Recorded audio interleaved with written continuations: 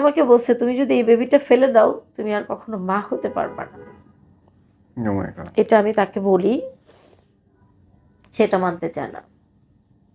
আমাকে এভাবে ধরে বলে, টাকা দিয়ে গেছি, বাচ্চা ফালায় আসবি, বাচ্চা যেন আমি না দেখি।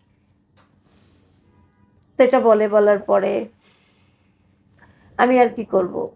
ও আমার এর মধ্যে আমার বুকে ব্যথা উঠে, আমাকে হসপিটালে নেওয়া হয়। তখন সুজন বলছিল যে মাসুম ভাই ওনাকে ইঞ্জেকশন পুশ করতে বলে দিয়েন না, কারণ ভাবি তো প্রেগনেন্ট, দিয়েন না। তো বলে যে না, ও তো ঠিক হইতে হবে, তো সে তো বাচ্চা রাখবে না। তো পরে আমাকে এসে বলে যে বাচ্চা ফেলে দিতে। আমি যখন বাচ্চা করি তখন সে ছিল না, সিগনেচার দেয় সুজন, কারণ একটা হাজব্যান্ডের তো সিগনেচার লাগে।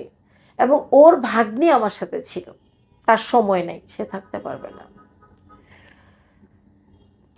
আমি যেদিন অ্যাবর্শন করে আসি বাসায়, তো আমার তো টাইম মতো মেডিসিন খাইতে হবে, যে তোমার 3rd টাইম, এটা টাইম মতো মেডিসিন খাইতে হয়, ভাত খাইতে হয়।